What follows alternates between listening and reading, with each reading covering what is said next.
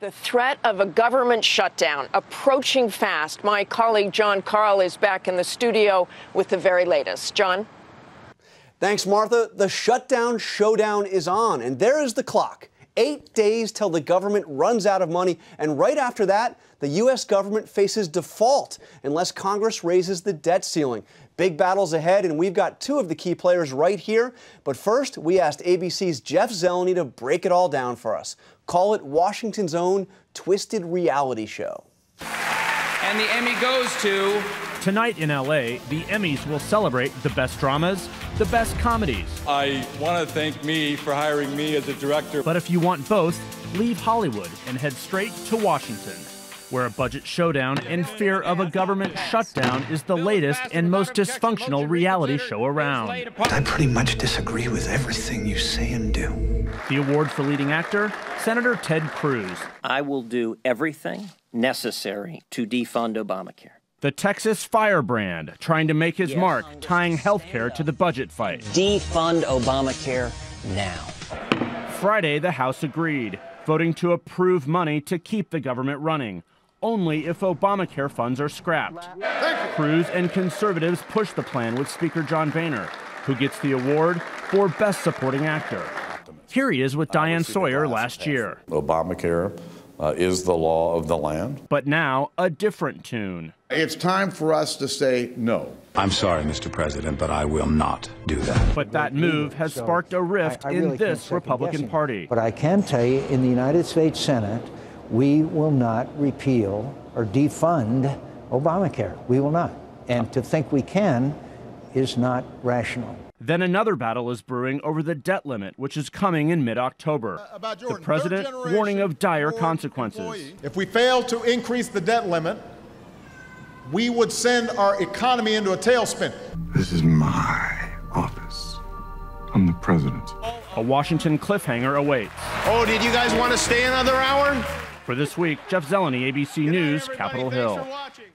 And joining us now, Maryland Congressman Chris Van Hollen, the top Democrat on the Budget Committee, and Georgia Republican Tom Graves, who's been leading the fight in the House to defund Obamacare. So thank you both for joining us. Congressman Graves, help me understand how far you are willing to push here. If the Senate does not go along with this in 8 days, are you still going to insist that you will not support funding for the government unless Obamacare is defunded? Well, John, thanks for letting me join you this morning. This is my inaugural Sunday show, so it's good to start it here. What is real, and I know this was about reality TV we saw a minute ago, is that the American families all across our country are facing the real impacts and negative impacts, harmful impacts from the implementation of Obamacare. So we do have 8 days to reach a resolution on this. And, you know, I proposed an idea that kept the government operating and open for an entire year while delaying and defunding Obamacare for a year so that we could work out those differences. But the realness of all of this, whether it's in my district or in Chris's district or anywhere else, is that American families are feeling the pain. But my question was how far are you willing to push? If the Senate does not go along in 8 days, are you still going to insist no funding for the government unless Obamacare is defunded? We are united around a very simple goal, and that is keeping the government open while protecting our constituents from the harmful effects of Obamacare. So we were going to do everything we can to protect our constituents. We have 8 days to do that. And my hope is that the Senate is going to act in a very positive way, because you've skipped a very important step. Your assumption is the Senate will not defund Obamacare, will not delay. That is your assumption. All right, we're going to get Congressman Van Hollen on this, but I want to bring to you something that the Wall Street Journal, this is an editorial page that supports your view on the health care law, but thinks that the way you're going about this is just crazy. Here's what they wrote. Perhaps the only war strategizing more inept than President Obama's on Syria are GOP plans for the budget hostilities this autumn. Republicans are fracturing over tactics and even over the nature of political reality, which may let Mr. Obama outwit them like a domestic Vladimir Putin. I mean, this is not going to work, is it? I mean, that's their opinion. That's an editorial, clearly, is what that is. But when you read the Chicago Tribune, they say delay and stop Obamacare. Warren Buffett says stop it now, start over. You have the three top leaders of the unions in our country saying this is not going to work. It's going to create a new underclass of workers that are under 30 hours. They're not supporting your Republicans. Just to be clear. It's not just Republicans. This is widespread. Even the Baltimore Sun says that it's going to cause 25% increase in rates in Chris's district. John, look, there's a reason Republican senators like Senator McCain and others are saying this is absolutely insane, because the Republican proposition here is they're going to shut down the government if they can't deny health care to millions of Americans, including millions of kids who are right now benefiting from the Affordable Care Act, kids with pre-existing conditions who can no longer be thrown off of their insurance policies. That's right now. They're saying we're going to shut down the government unless we get rid of those protections, number one. Number two, I think Tom and his colleagues have to explain to the American people how they voted for a budget that includes all the Medicare savings from Obamacare, that includes the same level of revenue generated from Obamacare, and in fact would not even balance in 10 years if not for the Affordable Care Act. So here they're running around the country on the one hand saying, let's get rid of the Affordable Care Act, and yet they passed a budget that only comes to balance because of it. And that's misleading, and that's a hoax, and they should explain that to the American people, how you're trying to do two things at one time.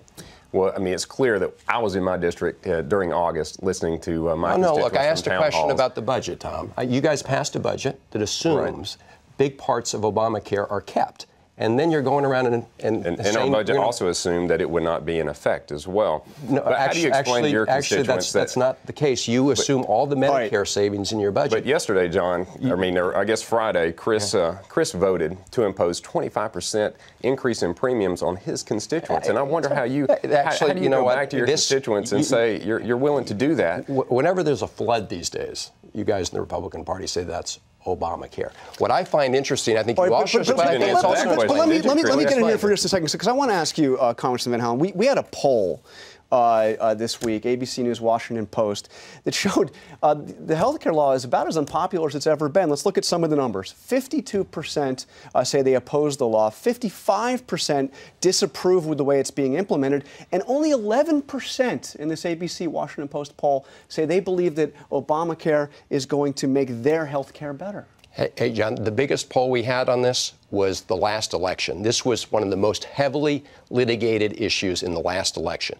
You guys won the last election, no doubt. And President Obama said that he was going to implement the Affordable Care Act, and Mitt Romney said he was going to defund it. And the president won on that issue and other issues. I'm not surprised there's a lot of confusion. These guys have been running around the country demagoguing, scaremongering on this issue. They're not afraid that it's going to be unsuccessful. They're afraid it's going to be successful, and all that misinformation will be shown to be a fraud. Something very important has happened since the president did win the election, and that he himself has amended, delayed, or repealed 19 components of his very own law. So if it's so good for America, then why is he delaying it for his friends in big business? Why is he delaying it for members of Congress like yourself? Why is he doing it? Actually, this is important because they're only 5% of businesses are even affected by this law. So only the ones with big PAC checks. Number two, let me ask you this. But he's not going to provide protection for all of them. You guys don't want to provide affordable health care under this system for millions of Americans, but you have a plan to take millions of people in Medicare and put them into Obamacare system. That's what you're proposing to do. We're going to have to come back to continue the debate. It's astounding. I've got a very quick thing for you. Yes, sir. Is John Boehner going to be back as Speaker of the House in the next Congress? I believe he will be. You believe he will be. All right. Thank you very much, Chris Van Hollen, Tom Graves. Appreciate it.